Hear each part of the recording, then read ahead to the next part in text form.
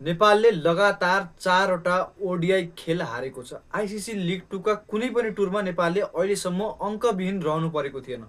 तर आजको खेल र यो सिरिजमा Nepal versus USA versus UAE जुन 3 वटा देशबीचको जुन आइसिसी लिग 2 को सिरिज थियो, त्यो सिरिजमा नेपालले 4 वटा खेल हार्न पुगेको छ र युएईले पनि नेपाललाई 2 पटक हराइसक्यो। र अब नेपालले के गर्ने त? नेपालले लगातार 4 वटा खेल हारिसक्यो र कुनै पनि अङ्क प्राप्त गर्न सकेन। जुन स्थितिमा नेपाल युए पुगेको थियो त्यही स्थितिमा फर्किएको छ। रोहित पौडेलको शतक पनि आएको थियो र अन्य खेलाडीहरूले कन्सिस्टेन्ट रूपमा प्रदर्शन पनि गर्न सकेनन्। कुशल भुर्तेल या आसिफ शेख, भीम सार्की वा रोहित पौडेल कुनै पनि खेलाडीले ब्याटिङमा कन्सिस्टेन्टली पर्फर्म गर्न सकेनन् र बलरहरूले पनि त्यो कन्डिसनमा विकेट नै लिन सकेनन्। अब यसले के देखाउँछ भन्दाखेरि नेपालको डोमेस्टिक सर्किट, नेपालले डोमेस्टिक सर्किट अथवा नेपालले ओडिआईका खेलहरू कतिको खेलिरहेको छ त? पछिल्लो वर्षबाट यदि हेर्ने हो भने नेपाली टिमले राम्रै तरिकाले टी20 को तयारी गरेको देखिन्छ, तर ओडिआईलाई भने त्यस्तो खासै सिरियसली नलिएको जस्तो पनि देखिन्छ। त्यस्तो साह्रो घरेलु लिगहरू पनि भइरहेका छैनन् र अन्तर्राष्ट्रिय स्तरका प्रतिस्पर्धामा पनि नेपालले ओडिआईका खेलहरू खेलिरहेको छैन। र आज विशेष गरी युए विरुद्धको खेलमा 5 जनाले डेब्यू गरेका थिए भन्ने कुरा आएको छ र यो सिरिजमा युएबाट 6 जनाले डेब्यू गरेका थिए, तर पनि नेपालले यो खेल जित्न सकेन।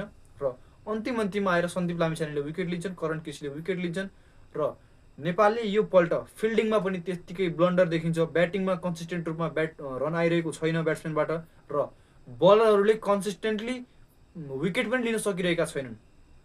अब नेपालले फेरि घर फर्कनु परेको छ। अब नेपाल प्रिमियर लिगमा नै हामी सायद भेट्नेछौँ र त्यसपछि सायद विश्वकप क्वालिफायरको लागि टी20 प्रतियोगिताहरूको तयारी हुनेछ र सायद हामी कुनै एउटा टेस्ट नेसनसँग टी20 सिरिज पनि खेल्न सक्छौँ। चतुरबहादुर चन्द अनुसार उहाँले के भन्नुभएको थियो भन्दा, यदि हामीले विश्वकप क्वालिफाई गर्छौँ भने हाम्रो दक्षिण एसियाकै कुनै एउटा टेस्ट राष्ट्रसँग हामीले टी20 सिरिज खेल्नेछौँ।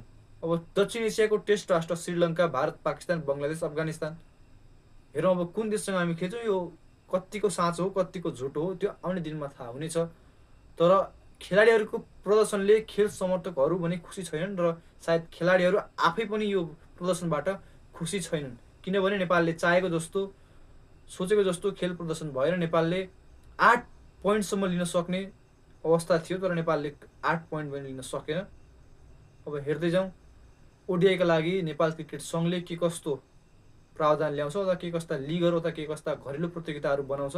पिएम कप बाहेक अन्य प्रतियोगिताहरूको पनि सञ्चालन गर्नुपर्ने देखिन्छ र वर्षमा अब ओडिआईमा धेरै फोकस गर्नुपर्ने र लङ फर्मेटको जुन क्रिकेट कम्पिटिसन छ त्यसको लागि विशेष फोकस गर्नुपर्ने देखियो। र अब डोमेस्टिक लिगबाट आएका युवा खेलाडीहरूलाई पनि सायद मौका दिन मिल्छ भने हुन्थ्यो, तर धेरै प्रतियोगिताहरू हुँदैनन्, त्यस कारणले पनि यङ प्लेयरहरूले मौका पाइरहेका छैनन्। जय देश जय नेपाल यति भन्दै म बिदा चाहन्छु। भेटौँला फेरि नेक्स्ट भिडियोमा। तर जहिले पनि हेर्दाखेरि एकदम लास्टमा आएर हामीहरूलाई दिल धडक धडक भइरहेको हुन्छ। एनिवे